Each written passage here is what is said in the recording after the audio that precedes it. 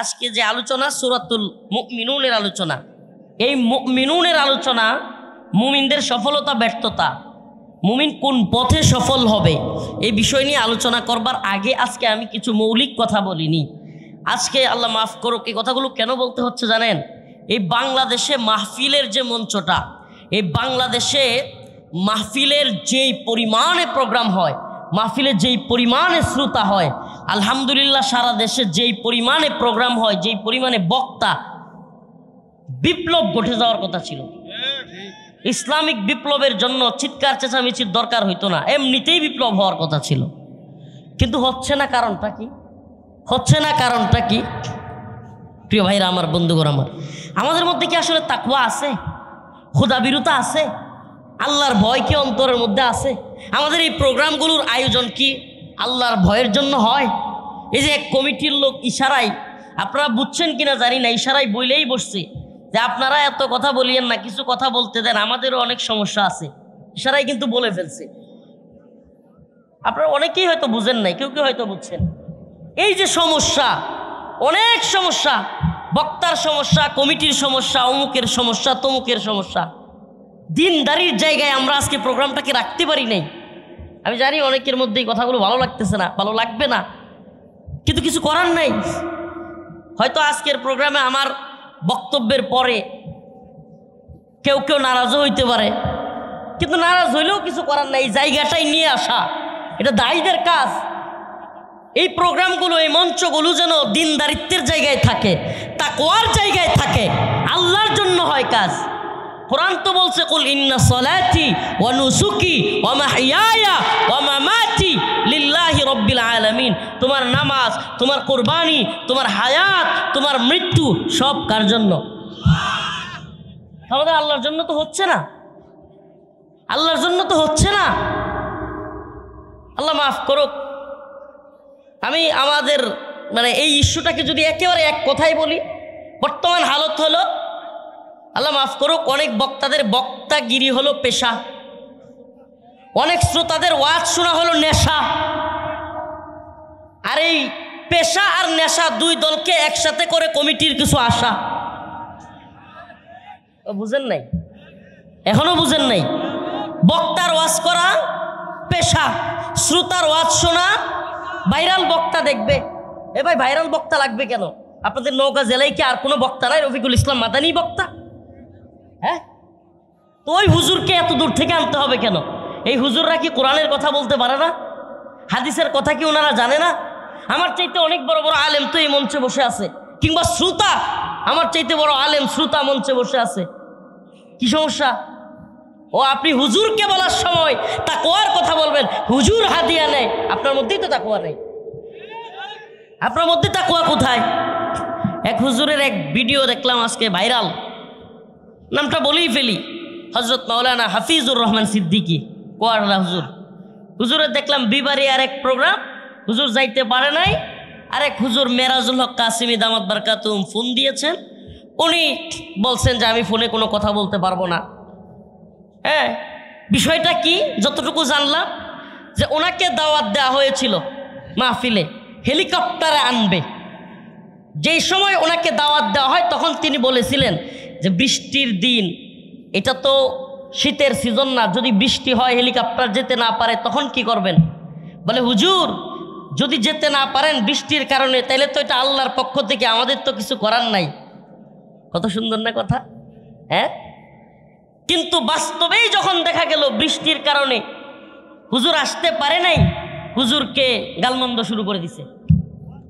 এবার হুজুরকে ফোনের মধ্যে বিভিন্নভাবে হুজুরের নামে যাতা, হেলিকপ্টারে আসবে বলে এখন আসে না, হাদিয়া নিছে, এই নিছে, সেই নিছে। আরে ভাই, ওই হুজুরকেই হেলিকপ্টারে আনতে হবে কেন? এটা কোন দিন? আমাকে বলেন না, এটা কোন দিন? আপনি কোন দিন তালাশ করতেছেন? ওই হুজুর কোরআনের কথা বলবে, আর অন্য হুজুররা কি কোরআনের কথা বলবে না? হাদিসের কথা বলবে না? ভাল লাগতেছে না ওয়াজ? ওয়াজ ভাল লাগতেছে না? ভালো লাগার দরকার নাই, আমার সব ওয়াজ ভালো লাগে না, আমি সবসময় ভালো লাগার ওয়াজ করিও না। আল্লাহ মাফ করুক। উলামা তিন প্রকার। কয় প্রকার? উলামা উলামায়ে দাওলা, উলামায়ে উম্মত, উলামায়ে মিল্লাত। উলামা কয় প্রকার? উলামায়ে দাওলা রাষ্ট্রের আলেম, দরবারি আলেম, উলামায়ে দাওলা। এদেরকে আরেক ভাষায় উলামায়ে সুও বলা যায়, উলামায়ে দাওলা। এরা কারা? এদের হইল সরকারের যে ধর্ম তারও সেই ধর্ম, সরকারের যে মাসালা তারও সেই মাসালা, সরকারের যেই ফতুয়া দিলে সরকারের যখন লাভ এই ফতুয়া তখন সে দিবে। এদের নাম কি? উলামায়ে দাওলা, উলামায়ে উম্মত। আপনারা কি আমার কথাগুলো বুঝতেছেন নাকি? আমি তো দিয়া কি বলে রাজশাহীর ভাষা বলতে পারি না, কথা কি বুঝতেছেন? বোঝা যায়? উলামায়ে বুঝছেন কিন্তু আছে, ক্লাস হচ্ছে, ক্লাস অনেকটা। আল্লাহ মাফ করুক, আমার তাকওয়ার দরকার আছে, আপনার দরকার আছে, কমিটিরও দরকার আছে। আগে সর্বপ্রথম তো হলো তাকওয়া। খুদা বিরুতাই যদি না থাকে এই দ্বীনি প্রোগ্রামগুলো, হায় আফসোস, হায় আফসোস। এই দ্বীনি প্রোগ্রামগুলো থেকে ইসলামী বিপ্লব সম্ভব ছিল, কিন্তু ইসলামী বিপ্লব তো দূরের কথা। এখন যে ওয়াইজ, যে বক্তা ওয়াজ করে, যাকে দেখার জন্য হাজার হাজার জনগণ আসে, আড়ালে গিয়া সেই শ্রোতায় সেই বক্তার গীবত করতে থাকে, কিসের ফায়দা হবে আপনার? বুড়ার ডিমের ফায়দা। যে কমিটি দাওয়াত করে নিয়ে আসে, এরাই মাহফিল শেষে বক্তার গীবত করা শুরু করে। বক্তার আড়ালে এক কথা বলে, বক্তার সামনে আরেক কথা বলে। বোঝা গেল দিনদারিতা নাই, বোঝা গেল অন্তর থেকে ভালোবাসা নাই। এই ভাইরালিজম, এই ফোন টেকনোলজির যুগে, এই গ্লোবালাইজড পৃথিবী, এই পৃথিবী এখন যাকে চিনায়া দিছে সেই ভাইরাল। কি হিরো আলম, কি নায়িকা, কি গায়িকা, কি বক্তা, সব যেন সমান হয়ে গেছে। নাউজুবিল্লাহ। বুঝেন নাই মনে হয়? বক্তাদের হালত কি? বক্তার বাপের অসুখ, বক্তার মায়ের অসুখ, স্ত্রীর অসুখ, নাকি বউয়ের অসুখ, না বক্তার নিজের অসুখ, আমার দেখবার টাইম নাই। বক্তার মানসিক অবস্থা কেমন, বক্তার পারিবারিক অবস্থা কেমন, দেখবার দরকার নাই। আমার দেখবার দরকার, আমি দাওয়াত দিয়েছি 2000 এটা কত সাল, 25 সালের এপ্রিল মাসের 18 তারিখ 10টার সময় আমার এখানে বয়ানে বসতে হবে। 11টা পর্যন্ত হুজুর কথা বলবে। এই সময়টা পর্যন্ত হুজুর অভিনয় করবে। হুজুরকে ইউটিউবে যেমন দেখি, ফেসবুকে যেমন দেখি, একটু চিৎকার দিবে, হুঙ্কার দিবে, কিংবা সুরের বক্তা হলে একটু সুর দিবে, কণ্ঠ দিয়া, জ্বালাময়ী কণ্ঠ দিয়া অনেককে খুশি করে ফেলবে। আমাদের পকেট বাড়ি হবে, কমিটিও খুশি, যাওয়ার সময় বক্তার পকেটে এতগুলো হাদিয়া, বক্তাও খুশি। বাহ, মাহফিল সাকসেস। এই আস্তে, ঠিক বলার দরকার নাই, আমি ঠিক বলতে আসি নাই। আপনারা ঠিক বলবেন না ভুল বলবেন, এগুলোর জন্য আসি নাই। 3 ধরনের বক্তা, আবারও বলি, 3 ধরনের আলেম: উলামায়ে দাওলা, উলামায়ে উম্মত, উলামায়ে মিল্লাত। এখন আরেক সমস্যা বলি, আল্লাহ মাফ করুক, কষ্ট নিচ্ছেন নাকি? আজকে ওয়াজ কিন্তু হবে, এগুলো কিছু করার নাই। কষ্ট নিচ্ছেন? আমাদের সবারই ওয়াজের দরকার আছে না নাই? বলেন হুজুর এই ওয়াজ তো কেউ করে না, আজকে আমি করি, আমি করি যাই। প্রিয় ভাইরা আমার, উলামায়ে দাওলা এক শ্রেণীর আলেম, যারা কিনা উলামায়ে দাওলা হলো রাষ্ট্রের আলেম, দরবারি আলেম। আপনি দেখবেন এই হুজুর, কিছু হুজুর শেখ হাসিনার সময় চাটুকারিতা করছে।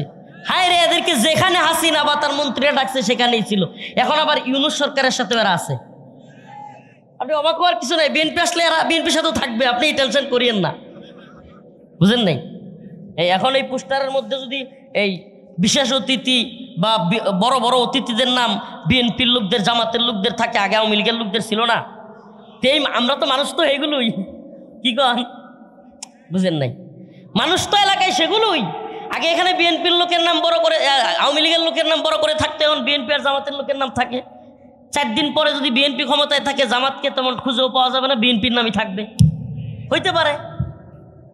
তো এই যে বাস্তবতা, এই চাটুকারিতা যারা করবে, আমার কনসেপ্ট খুব ভালোভাবে বুঝেন। আমরা শেখ হাসিনার সময় কেন কারাগারে গেলাম, কেন জেলে গেলাম? দ্বীনের জন্য, ইসলামের জন্য, নাকি ব্যক্তি হাসিনার বিরোধিতা করা উদ্দেশ্য ছিল? বুঝেন নাই? ব্যক্তি হাসিনা উদ্দেশ্য ছিল, দল হিসেবে আওয়ামী লীগ উদ্দেশ্য ছিল, নাকি তাদের কার্যকলাপগুলো উদ্দেশ্য ছিল? তো সেই একই কার্যকলাপ যদি বর্তমান সরকার কিংবা পরবর্তীতে বিএনপি সরকারের মধ্যে পাওয়া যায়, তাইলে আমি কি বিএনপির সাথে হালুয়া রুটি খাবো, নাকি ওই সরকারেরও বিরোধিতা করব? আর যদি হালুয়া রুটি খাই, তাইলে বোঝা যাবে আমি শুধুমাত্র আওয়ামী লীগ বিরোধী ছিলাম এই জন্য যে অন্য দলগুলোর কাছ থেকে হালুয়া রুটি পকেট আর পেটের দান্দা করব। কথা মনে হয় বুঝাইতে পারি নাই। তাইলে ওই শ্রেণীর আলেম, এদেরকে বলা হয় গুল আলু। এরা হলো কি মুন্সিগঞ্জের বিক্রমপুরের গুল আলু। এরা ডাউলের মধ্যেও দেওয়া যাবে, কি বলে তারপরে যে কোনো মাছের তরকারি, গোশতের তরকারি, বাজি, যা কিছু, করলা বাজি, ডিম বাজি, সব কিছুর মাঝে কি করা যাবে, এদেরকে বলা হয় উলামায়ে দাওলা। এবার আসেন উলামায়ে উম্মত। উলামায়ে দাওলা চিনছেন তো নাকি? রাষ্ট্রীয় আলেম, দরবারি আলেম। যেই সময় যে সরকার ছাতাও, বৃষ্টিও যেদিকে ছাতাও ওইদিকে না, আমি বৃষ্টিতে ভিজবো না, আমি অশান্তিতে থাকলে বলবে কি জানেন, আমরা যখন জেলে গেছি না, ওই শ্রেণীর লোকগুলো বলছে দেখছো হুজুরদের বেয়াদবি, হুজুরদের সাথে মনে হয় বেয়াদবি করছে, এই জন্য জেলে যায়। হট বেটা, সমস্ত ইমামরা জেলে গিয়েছে, সাহাবায়ে কেরাম, তাবেঈ, আল্লাহর নবী নিজে জেল কেটেছে, কাটে নাই? কাটে নাই? তাইলে এখন তুমি তোমার হাত টিপে একজন, পা টিপে একজন, মাথা টিপে একজন, খাদেম খুদ্দামের অভাব নাই, আর হালুয়া রুটি আর হাদিয়ার অভাব নাই, পরে আছে বিছনার মধ্যে, পেট এত মুঠা, উরে বাবা, জেলখানায় যাওয়ার ভয় কেন? খেদমত তো করবে না কেউ। এখন সে বলতেছে কি, যেই হুজুরগুলো জেলে গেছে দেখছিস, এদের কোনো না কোনো বেয়াদবি আছে, এরা ব্যর্থ, হ্যাঁ সফল। সে কি আওয়ামী লীগের ছাত্রকারিতা কইরা সে কি সফল। সে বিএনপি আসলে বলবে যে বিএনপির সময় সে সফল, তার তো কোনো ব্যর্থতা নাই, তার কেউ ধরবে না, তো তারা ধরার দরকারও নেই। এবার আসেন 2 নাম্বার, উলামায়ে উম্মত। উলামায়ে উম্মত কারা? এই উম্মত যা চায়, যখন যেটা চায় তখন সেটা বলবে। আমার কথা মনে হয় বুঝেন নাই। উম্মত মানে এরা দরবারি আলেম না, কিন্তু এরা হলো সেলিব্রিটি আলেম। সেলিব্রিটি আলেম বুঝেন? মানে এরা হলো বক্তদের বক্ত। এটা বুঝতে একটু সময় লাগবে। বক্তদের বক্ত, মানুষকে দেখা যায় তার বক্ত, কিন্তু বাস্তবে সে হলো বক্তদের বক্ত। কিরকম? যে মানুষ যখন যেটা চায় তখন সে সেটাই করে। যখন মানুষ দেখে যে ভারত বিরোধিতা করলে এখন মানুষ খুশি হবে, ভারতের বিরোধিতা করে। যখন দেখে এখন আওয়ামী লীগের বিরোধিতা করলে সমস্যা নাই, আওয়ামী লীগের বিরোধিতা করে। মানে যখন মানুষ দেখে যে ফিলিস্তিনের পক্ষে থাকা দরকার, এখন ফিলিস্তিনের পক্ষে থাকে। আমি মনে হয় বুঝাইতে পারি নাই। আর একটু আরো সহজ করে দিব, আরো সহজ করে দিব। মনে করেন ফিলিস্তিনে হামলা করতেছে কারা? ইসরায়েল। কিন্তু ইসরায়েল তো ছাগলের 3 নাম্বার বাচ্চা, হামলা করাইতেছে তো আমেরিকা। বুঝেন নাই মনে হয়? হামলা করাইতেছে কে? আমেরিকা। আমেরিকার প্রেসিডেন্ট বলে কয়ে সে গাজাকে ধ্বংস করে দেবে। ডোনাল্ড ট্রাম্প সারা পৃথিবী দেখছে, সারা পৃথিবী দেখতেছে ডোনাল্ড ট্রাম্প গাজাকে ধ্বংস করে দিবে। কি করবে? ধ্বংস করে দিবে। এবং সেখানে সে ফ্ল্যাটের ব্যবসা করবে, এগুলো বলতেছে। সে এখানে ব্যবসা করবে, বাণিজ্য করবে সে। আমাকে বলেন, আপনাকে বিরোধিতা করলে, ফিলিস্তিনের যুদ্ধ বন্ধ হোক এটা অন্তর থেকে চাইলে, আপনাকে প্রথম বিরোধিতা করতে হবে আমেরিকার। প্রথম বিরোধিতা করতে হবে কার?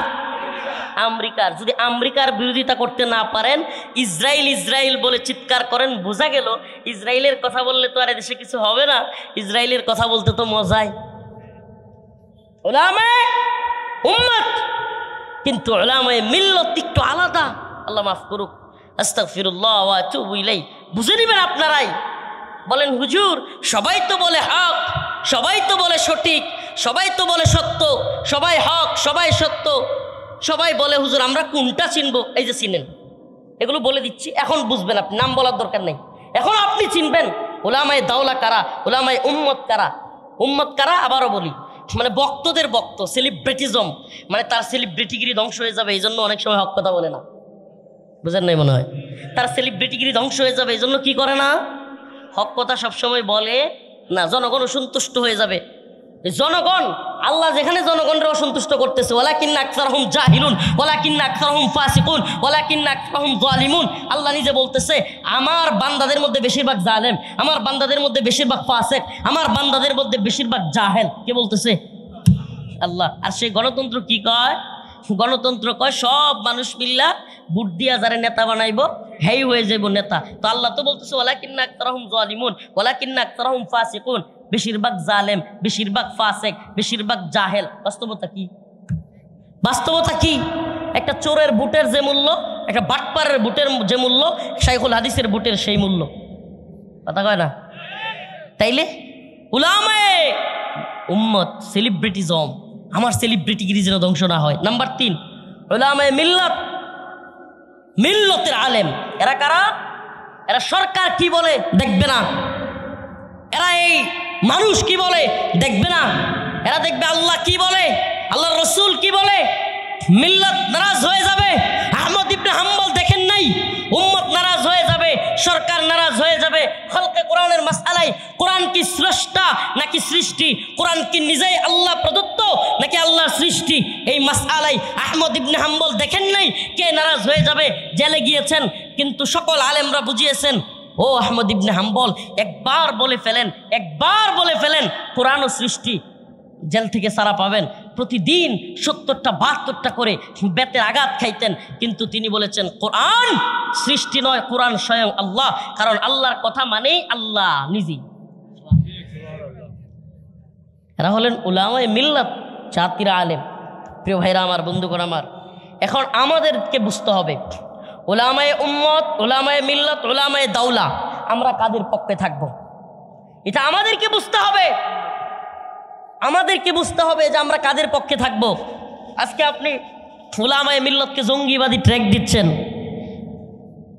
মৌলবাদী ট্র্যাক দিচ্ছেন, আপনি আজকে সেলিব্রিটিজমের পিছনে পড়ছেন, আজকে আপনি ভাইরালের পিছনে পড়ছেন। ভাইরাল বক্তা ছাড়া, সুরেলা বক্তা ছাড়া, জজবাতি বক্তা ছাড়া আপনার চলে না। আবার আপনি দিন শেষে সবচেয়ে বড় খুলুসিয়তের বয়ান দেন, আপনি সবচেয়ে বড় মুখলেস, আপনি সবচেয়ে বড় তাকওয়াবান। না ভাই, আপনি তাকওয়াবান নন। প্রিয় ভাইরা আমার, তাকওয়া তো তখন হইতো যখন বক্তা, কমিটি, শ্রোতা সবার মধ্যে আল্লাহর জন্য প্রোগ্রাম হইতো। হ্যাঁ, বুঝে আসছে? এবার আমার আয়াতে চলে যাব, তার আগে আরো 2-3টা কথা বলে নিই, কষ্টের কথা, শেষ কথা।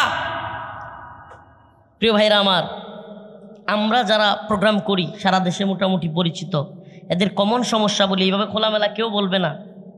নিজের বিনাশ কি নিজে কেউ করবে নাকি? হ্যাঁ, খোলামেলা কথা বলি। আমি ওরকম হাদিয়াটা দিয়ে নিতাম না, সবার সামনে বলি, এগুলো আমার যারা চিনেরা জানে। ওমা, দিন শেষে মাহফিলে যাই, যাওয়ার পরে যখন ফিরি তখন শুনি সর্বনাশ, আমারে যে দাওয়াত দিছে সে মূলত ওই কমিটির কেউ না, এবং সে যার মাধ্যমে দাওয়াত দিছে সেও কমিটির কেউ না। যে কমিটি সে আমাকে দিছে 20,000, খবর নিছি কি ভাই আমারে মাত্র 20,000 টাকা হাদিয়া দিলেন, এত দূর থেকে আসলাম, এত পরিশ্রম করে গাড়ি নিয়ে, এত কষ্ট করে, সাথে কয়েকজন লোক নিয়ে এত দূর থেকে 10-15,000 20,000 টাকা হাদিয়া দিলেন। কয় হুজুর বলেন কি, 80,000 টাকা দিছি। আমি তো মাথার থেকে বললাম কি 80,000 টাকা কেমনে দিলেন? কয় হুজুর আপনারে এখন মাত্র দিলাম 20,000, প্রথমে আমরা যাকে পাঠাইছিলাম তার কাছে দিছিলাম আরো 20,000। কত হয়েছে? 40। মাইরা দিছে কে? ওই কমিটির সাথে যার যোগাযোগ সে কি করছে? মাইরা দিছে। এখন সে বলতেছে আরো 20,000 টাকা লাগবে। পরে জানা গেল যে বক্তার কাছে গেছিল সেও মাইরা দিছে আরো 20,000। কত হইল? জানতে জানতে জানা গেল কমিটির থেকে যেই হুজুর কিংবা যেই লোক বক্তার পকেটে আইনা হাদিয়া দিয়েছিল সেও মাইরা দিছে 20,000। হুজুর পাইল কত? 20,000। ও এখন কি গায়ে লাগতেছে কারো? হুজুর পাইল কত?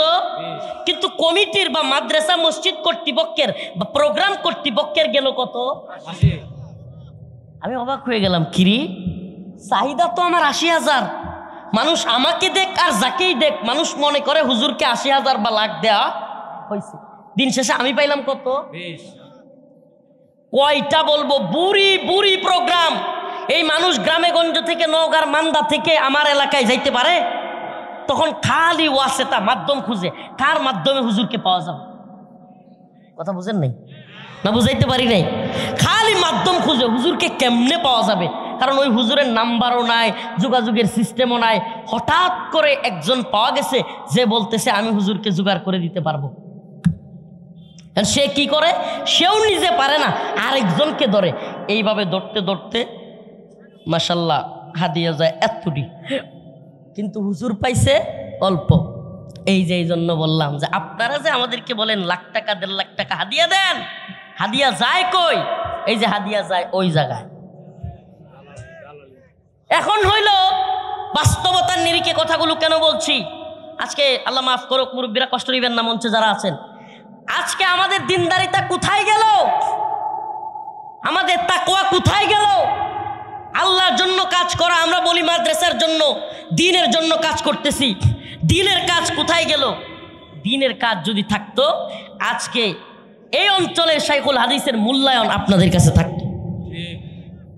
আপনাদের এই অঞ্চলের তাকওয়াবান মসজিদের খতিব, মসজিদের ইমামের সম্মান আপনার কাছে থাকতো। প্রিয় ভাইরা আমার, বন্ধুগণ আমার, আসুন আমরা সবাই এগুলো থেকে মুক্ত হই, এই পরিবেশটাকে চেঞ্জ করে দেই। এজন্য আমি বলি কি জানেন, যদি আপনার তাকওয়া আশা থাকে, দিনদারিতা আশা থাকে, ভাইরাল বক্তার দাওয়াত দেওয়ার দরকার নাই। সুবহানাল্লাহ। এই আমার যোগ্যতা কি ভাইরাল হওয়া? না করেন কে? এটাই যোগ্যতা, এটা বাস্তবতা। আমার যোগ্যতা কি আমার ভাইরাল হওয়া? নাউজুবিল্লাহ। না, একজন আলেম সেও যদি ভাইরাল হয়ে, আজকে দেখেন বাংলাদেশে আমার চাইতে এই যে বগুড়ার একজন নাম হইল হিরো আলম, সে কি মানুষ কম চিনে তারে? কথা কন না, ভাইরাল কম। প্রিয় ভাইরা আমার, আজকে দেখলাম সে কান্নাকাটি করতেছে মিডিয়ার সামনে, আয়সা বলতেছে যে আমার স্ত্রী, আমার বাবা অসুস্থ হসপিটালে, আর আমার স্ত্রী আমার বাবাকে না দেখিয়া, বাবার কাছে না গিয়া অন্য পুরুষদের সাথে নাচ গান করে, আমি আমার স্ত্রীকে ছেড়ে দিব। তার পরিস্থিতিটা কোথায়? সেও ভাইরাল, সেও সেলিব্রিটি, তার পরিবারের অবস্থা কি? আজকে সে আফসোস করে, বলে আমার বউ আমার বাবাকে রেখে হসপিটালে, তার বাবা মারা গেছে, এখন সে কান্নাকাটি করতেছে। ও মিয়া, যদি তাকওয়া থাকতো, আল্লাহর ভয় থাকতো, তাহলে নিজের স্ত্রীরে কেউ হাজার হাজার লাখ লাখ মানুষ দেখবে, ইউটিউবে ফেসবুকে নিজের স্ত্রীর দেহ কেউ উলঙ্গ বেহায়াপনার মধ্যে লিপ্ত করে? কথা কন না, করে? তাইলে ওই সেলিব্রিটি যার মধ্যে দিনদারিতা নাই, ওই ভাইরাল যার মধ্যে দিনদারিতা নাই, এখন আমাদের ইসলামিক অঙ্গনের একজন পরিচিত মুখ, তাদেরও যদি আপনারা এই হালত মনে করেন, তাইলে দিনদারিতা থাকলো? বলেন থাকলো? প্রিয় ভাইরা আমার, বন্ধুগণ আমার, আখেরি বক্তব্য, এটা যেন অভিনয়ের মঞ্চ না হয়, অভিনয়ের মঞ্চ না হয়। 2025 সাল 18 এপ্রিল রাত 10টা থেকে 11টা হুজুরকে অভিনয় করতেই হবে। হুজুরকে আমরা দেখবো না হুজুর অসুস্থ কিনা, হুজুরের বাবা মা অসুস্থ কিনা, কে কি আমরা দেখার টাইম নাই। আমরা হুজুরকে নিয়ে আসবো, লক্ষ টাকা খরচ করে আমরাও মানুষের কাছ থেকে কালেকশন করব, আর 10টা থেকে 11টা পর্যন্ত হুজুর জাক্কাস একটা অভিনয় করবে, আর সেই অভিনয়ের মধ্য দিয়ে আমরা আমাদের সব কিছু সুন্দরভাবে শেষ করব। আল্লাহ আমাদেরকে ক্ষমা করুক, বলে না আমি। এটা অভিনয়ের মঞ্চ বানাবেন না প্লিজ, এটাকে অভিনয়ের মঞ্চ বানাবেন আমি না, আমরা না, সকলেই রাজি আছেন তো ইনশাআল্লাহ? এই ওয়াজ মাহফিল কি অভিনয়ের মঞ্চ? যে এখানে একজন সুরকার উঠবে, একজন গায়ক উঠবে, একজন নায়ক উঠবে, একজন অভিনেতা উঠবে, উঠে কিছুক্ষণ অভিনয় করবে, তারপর চলে যাবে? না ভাই, ইত্তাকুল্লাহ, আল্লাহকে ভয় করো, ইত্তাকুল্লাহ, আল্লাহকে ভয় করো। আসুন আমি, আপনি, আমরা সবাই আল্লাহকে ভয় করি। আল্লাহ পাক বলেন, ক্বাদ আফলাহাল মুমিনুন الذين هم في صلاتهم خاشعون والذين هم عن اللغو معرضون والذين هم للزكاة فاعلون والذين هم لفروجهم حافظون। আল্লাহ পাক বলেন মুমিনরা সফল হয়েছে। قد أفلح المؤمنون, নিশ্চয়ই মুমিনরা সফল। কারা সফল? আমরা তো মুমিন, কি কন? আমরা ইমান আছে তো? কথা কন না, ইমান আছে তো নাকি? ওয়ামিনান নাসি মান ইয়াকুলু আমান্না বিল্লাহ ওয়া বিল ইয়াউমিল আখির ওয়া মা হুম বিমুমিনিন। আল্লাহ বলেন কিছু লোক আছে মানুষের সামনে, যখন তারা আসে ইয়াকুলু আমান্না বিল্লাহ, সকলের সামনে বলে আমি ইমানদার, ওমা হুম বিমুমিনিন, আল্লাহ বলেন বলেন কিন্তু অন্তরে তাদের প্রকৃত পক্ষে ঈমান নাই। আল্লাহ বলেন এরা মানুষের সামনে এসে কি বলে, ইয়াকুলু আমান্না আমান্না, আমরা ঈমানদার আমরা ঈমানদার, কিন্তু প্রকৃত পক্ষে এদের অন্তরে কি নাই, ঈমান নাই। প্রিয় ভাইরা আমার, বন্ধুগণ আমার, আমরা মুমিন। আল্লাহ বলেন মুমিনরা সফল। কেমন মুমিনরা সফল? আল্লাযীনা হুম ফি সালাতিহিম খাশিউন, যেই মুমিনরা খুশু খুজুর সাথে নামাজ পড়ে। সুবহানাল্লাহ। কোন মুমিনরা সফল? যারা খুশু খুজুর সাথে নামাজ পড়ে, ধীরস্থিরতার সাথে, বিনয়ের সাথে, একাগ্র চিত্তে, যারা একমাত্র আল্লাহকে রাজি খুশি করবার জন্য নামাজ পড়ে। প্রিয় ভাইরা আমার, এই দুনিয়ায় অনেক বড় সেলিব্রিটি, অনেক বড় নায়ক, অনেক বড় গায়ক, অনেক বড় গায়িকা, অনেক বড় নায়িকা, বাহ্যিক জিন্দিগিতে মনে হয় কত বড় সফল এরা, টাকা পয়সা যশ খ্যাতি কোনো কিছুর অভাব নাই। আড়ালে যায় দেখেন এদের কত অশান্তি, এদের কত কষ্ট আপনি কল্পনাও করতে পারবেন না। উত্তরায় বাংলাদেশের নাম বলবো না, এক বড় নায়িকা, নাম বললে মোটামুটি সবাই চিনে ফেলবে, বড় নায়িকা আমাদের এক উস্তাদকে এসে বলতেছে, আমি নিজের কানে শুনছি হুজুরের কাছে, বলতেছে হুজুর আমার একটা তাবিজ দেন, হুজুর ছেলে মেয়ে আমার কথা শোনে না। আফসোসের সাথে আয়সা হুজুরকে বলতেছে, হুজুর আমার বড় কষ্ট, আমার বাচ্চাগুলো আমার কথা শোনে না। একটু আগে হিরো আলমের কথা বললাম, স্ত্রী কথা শোনে না। এক নায়িকার কথা বললাম, নাম বলবো না, আরো অসংখ্য বলতে পারবো। এই সেলিব্রিটিজমের ধোঁকাবাজি, যাদেরকে আপনারা দেখা ওদের মতো হইতে চায় যুবকরা, ওদের মতো সাজতে চায়, ওদের মতো প্যান্ট পরে, ওরা সিরা প্যান্ট পরলে ওইটাই পরে, ওইটাই নাকি স্টাইল। হাঁটুতে সিরা, এনে সিরা, ওইনে সিরা, ওইটাই কি স্টাইল? আহা, তা হাঁটুতে সিরাও যদি স্টাইল হয় তাহলে ল্যাংডা হয়ে যাও, ওটা তো আরেক স্টাইল। নাউজুবিল্লাহ।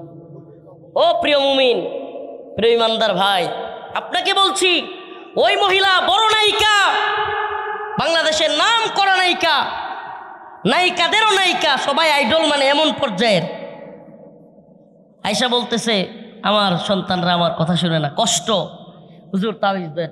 প্রিয় ভাইরা আমার, আজকে আরেকজন বলল তার স্ত্রী কথা শুনে নাই, বাবা হসপিটালে মারা গেছে, যায় নাই, অন্য পুরুষদের সাথে নাচানাচি করতেছে। এমন যারা আছেন, যারা আমাদের কাছে এসে বলেন হুজুর স্ত্রী কথা শুনে না, বাচ্চারা কথা শুনে না। আপনাদেরকে বলি, কিভাবে শুনবে আপনার বাচ্চারা, আপনার অধীনস্থরা? আপনি আপনার মালিকের কথা শুনেন না, আপনার অধীনস্থরাও আপনার কথা শুনেন। আপনি আপনার মালিকের কথা শুনেন না, আর আপনার অধীনস্থরাও আপনার কথা শুনবে না। একটা টিপস দিয়ে গেলাম, কোনো হাদিয়া লাগবে না। আপনি আপনার মালিকের কথা শুনেন, দেখবেন আপনার অধীনস্থরাও আপনার কথা শুনবে। আপনি আপনার মালিকের কথা শুনবেন, আপনার অধীনস্থরাও কি করবে? আপনার কথা শুনবে। প্রিয় ভাইরা আমার, বন্ধুগণ আমার, তো মুমিনের সফলতা আল্লাযীনা হুম ফি সালাতিহিম খাশিউন। নামাজ পড়ব তো ইনশাআল্লাহ, 5 ওয়াক্ত সালাত পড়ব তো ইনশাআল্লাহ। এই হাত নিচে বাঁধেন আর উপরে বাঁধেন, আমিন জুড়ে বলেন বা আস্তে বলেন, এগুলো নিয়ে মারামারি করিয়েন না। যে যেটা করেন সেটা নিয়ে খুশি থাকেন। এগুলো শাখাগত মাসআলা, প্লিজ দয়া করেন এগুলো নিয়ে, এই মতামতগুলো নিয়ে মারামারি ফাসাদ তৈরি করিয়েন না। এখন মসজিদ আলাদা করতেছেন, কেউ বলে সালাফি মসজিদ, কেউ বলে হানাফি মসজিদ, কেউ বলে আহলে হাদিস মসজিদ। আরে মসজিদ তো আল্লাহর ঘর, এগুলো আবার ভাগ করার কি আছে ভাই? এগুলো আবার ভাগ করার কি আছে? আমাদের কেউ কেউ পা ফাঁকা করে একসাথে দাঁড়াবো, কেউ কেউ হাত ইয়া করে দাঁড়াবো, কেউ হাত উপরে করব, কেউ নিচে করব, এগুলো ইসলামের সৌন্দর্য। আপনি এগুলোকে মারামারির জায়গা তৈরি করতেছেন না। কারো মন চাইলে আমি নাচতে বলবে, কারো মন চাইলে জুড়ে বলবে, এই মারামারিটা করিয়েন না। উম্মতে মুসলিমার অবস্থা খুবই নাজুক। ফিলিস্তিনের দিকে তাকায় দেখেন, আজকে ফিলিস্তিনের ভয়াবহ পরিস্থিতি। আরে ফিলিস্তিনে অনেক দূর, আপনার পাশেই যশোরের পরেই ইন্ডিয়া বা ভারতের অবস্থা দেখেন আরো ভয়াবহ। ওয়াকফ বিল নামে এক বিল নতুন করে তৈরি করছে, শত শত মাদ্রাসা মসজিদগুলো ভেঙ্গে গুড়িয়ে দিচ্ছে। আজকের এই বড় বড় ওয়াজ, বড় বড় এই হাজার হাজার শ্রোতা, আরে কমিটির লোকের অভাব নাই, অতিথিদের অভাব নাই, কত শান শৌকত সুন্দরভাবে সাজানো এই ফুল দিয়ে, কি মনে করছেন ওই অঞ্চলগুলোতেও এরকম ছিল? ভাই ওই অঞ্চলগুলোতেও এরকম ছিল। আজকে তাদের পরিস্থিতি এরকম কেন? কেন? কারণ মুমিনদের মধ্যে ঐক্যবদ্ধভাবে প্রতিরোধ করার যে মানসিকতা, এক থাকো এবং কাফের মুশরিকদের বিরুদ্ধে ঐক্যবদ্ধভাবে দ্বীনের পথে, শাহাদাতের পথে, জিহাদের পথে অবতরণ করো। ওই অবস্থান থেকে সরে এসে এক কাতারে যুদ্ধ করবো তো দূরের কথা, কাফেরদের বিরুদ্ধে এখন নিজেরা যুদ্ধে লিপ্ত। প্রিয় ভাইরা আমার, বন্ধুগণ আমার, ইমানদার আমাদের সবচেয়ে বড় পরিচয় কি? আমরা ইমানদার, আমরা কালেমার দাবিতে ঐক্যবদ্ধ, আমরা দ্বীনের দাবিতে ঐক্যবদ্ধ। আমাদের আল্লাহ এক, আমাদের রসুল এক, আমাদের কোরআন এক, আমাদের জান্নাত এক, সব কিছু এক। আমাদের মধ্যে কেন এত ভেদাভেদ? এই ছোট্ট ছোট্ট বিষয়গুলো নিয়ে মাসলাক, মাযহাব কিংবা আরও যে বিষয়গুলো আছে মতানৈক্য, এই কে হানাফি, কে শাফি, কে হাম্বলি, কে সালাফি, এগুলোকে বড় করবেন না প্লিজ, এগুলোকে বড় করবেন না। আপনার দ্বীন, আপনার ঈমান, আপনার রসুল, আপনার কোরআন, এগুলো হলো সবচেয়ে বড়। এগুলোকে বজায় রাখুন। আসুন, 2 জন নেতা মাশাআল্লাহ ঐক্যবদ্ধ থাকার কথা বলে গেলেন। উম্মতের ঐক্যবদ্ধতা বড় জরুরি, কিন্তু সেই ঐক্যবদ্ধতা কিসের ভিত্তিতে হবে? কালিমার ভিত্তিতে। বলেন না, ফিলিস্তিনে মুসলমানদেরকে মারে, আপনার আমার গায়ে জ্বলে কেন? বাংলাদেশে আন্দোলন করলাম কেন? কোন দাবিতে? তারা ফিলিস্তিনি, এই জন্য কথা কয় না? তারা রাষ্ট্রে, ফিলিস্তিন রাষ্ট্রের পক্ষে, আমরা আরে না রে ভাই, আমরা কালিমার পক্ষে। না বুঝলে কেউ বুঝাইতে পারবে না, একটু বোঝার চেষ্টা করেন। কেন আমরা ফিলিস্তিনিদের পক্ষ নিয়েছি? ফিলিস্তিন রাষ্ট্রের পক্ষে। হ্যাঁ, তাই ইসরায়েলও তো রাষ্ট্র দাবি করতেছে, তাহলে তাদের সমস্যাটা কি? এখানে সমস্যা হলো ঈমানের, সমস্যা হলো কুফুরের। ঠিক কি ঠিক না? এখানে সমস্যাটা কোথায়? এখানে ঈমানের লড়াই। এটা কোনো ভূখণ্ডের লড়াই না, এটা ঈমান কুফুরের লড়াই। এটা কোনো ভূখণ্ডের লড়াই না, এটা কুফর, শিরিক এবং তাগুতের বিরুদ্ধে ঈমানদারদের লড়াই। এটা কালেমার লড়াই। অথচ কালেমার লড়াই, কালেমার জন্য সবাই রাজপথে নামছে, কালেমার পতাকাই নেওয়া যাবে। কি হাস্যকর, কেউ চিন্তাও করে না। এখন অনেক নেতারা বলে, হুজুর আপনারা তো বুঝবেন না, কালেমার পতাকা উড়াইলে জঙ্গি বলবে, আমরা জঙ্গি রাষ্ট্র হয়ে যাব। আরে সবচাইতে বড় জঙ্গি, সবচাইতে বড় সন্ত্রাসী হলো ওই আমেরিকা। ওই আমেরিকার চোখে আপনি জঙ্গি হয়ে যাবেন বলে আপনি আপনার কালেমা ভুলে যাচ্ছেন, কালেমার পতাকা উড়াতে ভয় পান। আপনার চাইতে নত জানু, আপনার চাইতে দাসত্বের ঈমানদার আর কেউ নাই। আপনার ঈমান দাসত্বের শৃঙ্খলে আবদ্ধ। আপনার ঈমানকে আপনি কি করছেন? পশ্চিমাদের শিকল দিয়ে বাঁধছেন। আপনার ঈমানকে কে বলছে এইভাবে বাঁধতে? আপনি কালেমার পতাকা পশ্চিমারা কি বলবে, ইন্ডিয়া কি বলবে, আমেরিকা কি বলবে, এই জন্য বাঁধতে পারেন না, এগুলো করবেন না। মুমিনের সফলতার জায়গা হলো ঈমান। সুবহানাল্লাহ। কি আমার ঈমানের প্রয়োজনে, আমার দ্বীনের প্রয়োজনে, ইসলামের প্রয়োজনে আওয়ামী লীগের বিরোধিতা করেছি, হাসিনার বিরোধিতা করেছি, ভারতের বিরোধিতা করেছি। আমার ঈমানের প্রয়োজনে, আমার দ্বীনের প্রশ্নে, আমার রসুলের প্রশ্নে, আমার কোরআনের প্রশ্নে প্রয়োজন হলে আমেরিকার বিরোধিতা করব, পশ্চিমাদের বিরোধিতা করব, সরকারের বিরোধিতা করব। প্রয়োজন হলে আমি যে কারো বিরুদ্ধে যাব, আমার বাবার বিরুদ্ধে, আমার ভাইয়ের বিরুদ্ধে যাব, তবু আল্লাহ এবং রসুলের দ্বীনের বিরুদ্ধে কাউকে বলতে দিব না। এটা হলো ঈমান, এটা ঈমানের দাবি। আমি ব্যক্তি হাসিনার বিরুদ্ধে ছিলাম না, আমি দল আওয়ামী লীগের বিরুদ্ধে ছিলাম না, আমি দেশ ভারতের বিরুদ্ধে ছিলাম না। এই উম্মতের বিরুদ্ধে, ঈমানের বিরুদ্ধে, তাদের অবস্থানের বিরুদ্ধে আমি ছিলাম, আমরা ছিলাম। এখনো যদি বুঝাইতে না পারি আমি ব্যর্থ, কিছু করার নাই। এরপরেও যদি আপনাদের বিবেকের বন্ধ দরজার তালাগুলো না খুলে, আর কিছু করার নাই।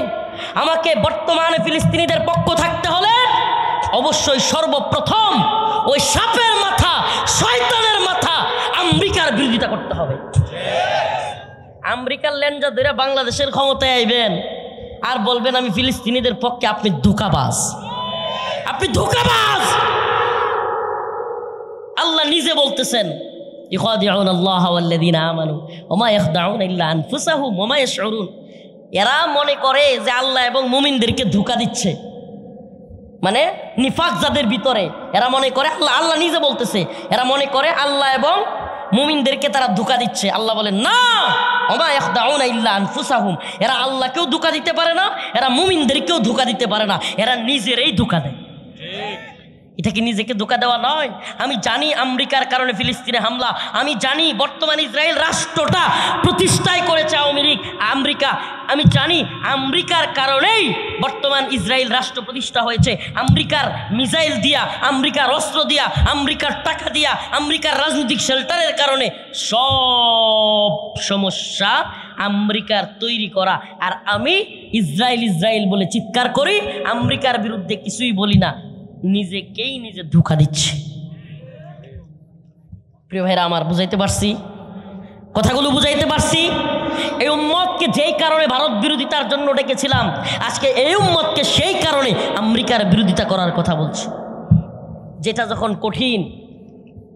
যখন কঠিন সেটা করাই হলো ইমানদারের কাজ। সুবহানাল্লাহ। ইমানদারের কাজ কোনটা? যেটা যখন কঠিন। আরে এখন তো ছোট নাবালেক বাচ্চাও ভারতের বিরুদ্ধে চিল্লাইতে পারে। আওয়ামী লীগের সময় ভারতের বিরুদ্ধে বলতে গেলে তো সব হুজুরদেরকে একসাথে জেলে দিছে, তাই নাই? কেন দিছে? হাসিনার বাবা শেখ মুজিবুর রহমানের ভাস্কর্যের বিরুদ্ধে আমরা কথা বলি নাই?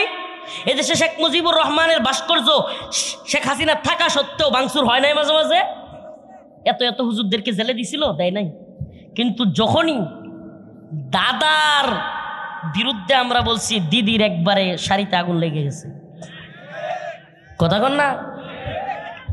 ভাস্কর্যের বিরুদ্ধে আন্দোলন করলাম, কোনো আলেম জেলে যাইতে হয় নাই, কিন্তু যখনই মোদি বিরোধী আন্দোলন শুরু হইল হুজুররাও জেলে যাওয়া শুরু।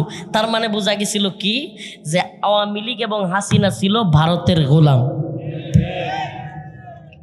তো এখন যদি নতুন করে কেউ আমেরিকার গোলাম সাজবার চায়, তাইলে কি যেই কারণে উম্মতকে আমরা ভারতের বিরোধিতা করতে বলেছিলাম, এই উম্মতকে একই কারণে ইসলামের প্রশ্নে, দ্বীনের প্রশ্নে আমরা আমেরিকার বিরোধিতা করতে বলবো না? বলেন না, বলবো না?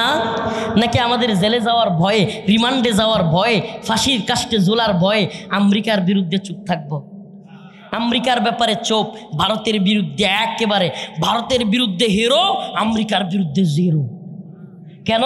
কারণ আমেরিকা হলো পৃথিবীর মরল। আমেরিকা বিভিন্ন দেশে বিভিন্ন আলেমদেরকে জঙ্গি বইলা ড্রোন অ্যাটাক করে মাইরা ফেলে। আরে ভাই, আমি তো আসছি দ্বীনের জন্য, শহীদ হওয়ার জন্য। সুবহানাল্লাহ। আল্লাহর দুনিয়া আমরা আসছি কেন? শহীদ হব।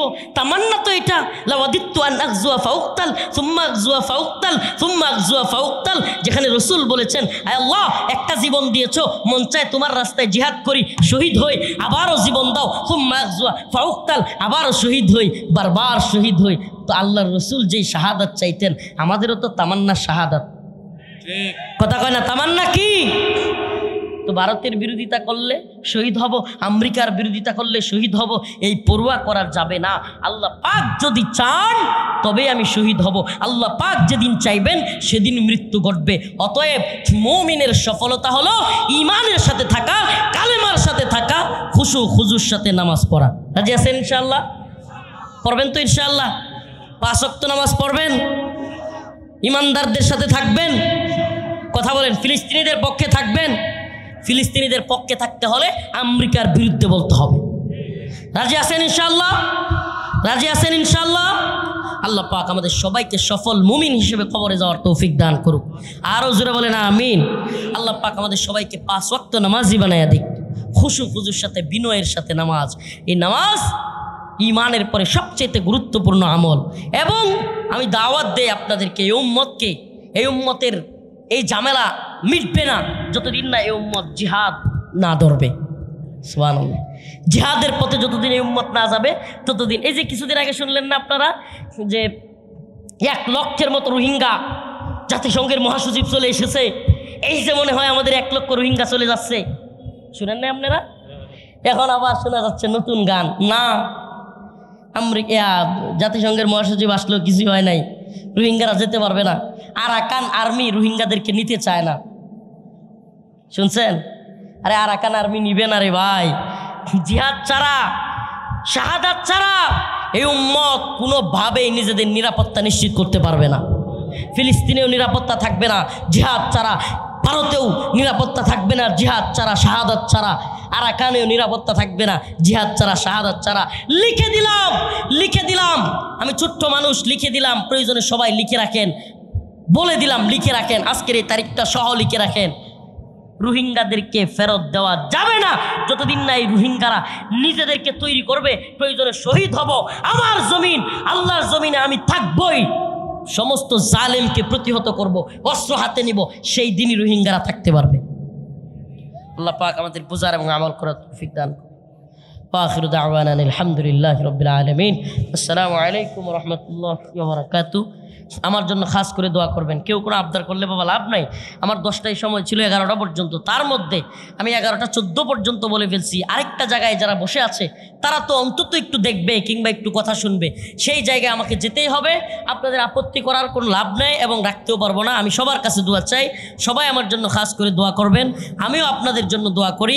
আল্লাহ পাক আমাদের সবাইকে দ্বীনের জন্য আবারও কোনো সময় একত্রিত করে দিক। আল্লাহ পাক আমাদের সবাইকে দ্বীনের পথে চলবার, আমল করবার তৌফিক দান করুক। সুবহানাকাল্লাহুম্মা ওয়া বিহামদিক, আশহাদু আল্লা ইলাহা ইল্লা আনতা আস্তাগফিরুকা ওয়া আতুবু ইলাইক। আসসালামু আলাইকুম ওয়া রাহমাতুল্লাহ। আলহামদুলিল্লাহি রাব্বিল আলামিন আর রহমানির রহিম মালিকি ইয়াউমিদ্দিন ইয়াকা না'বুদু ওয়া ইয়াকা নাস্তাঈন। اللهم ارزقنا شهادة في سبيلك، اللهم ارزقنا شهادة في سبيلك، اللهم انصر الإسلام والمسلمين। আয় আল্লাহ পাক পরওয়ারদিগারে আলম আমাদের জীবনের জিন্দেগানের সমস্ত গুনাহ খাতা মাফ করিয়া দেন। আয় আল্লাহ আমাদের সব কাজ দ্বীনের পথে, দ্বীনের মতে চলার তৌফিক দান করেন। আল্লাহ এই প্রোগ্রামগুলোকে দ্বীনদারিত্বের সাথে আদায় করবার তৌফিক দান করেন। আয় আল্লাহ আমাদের সবাইকে মাফ করে দেন। আয় আল্লাহ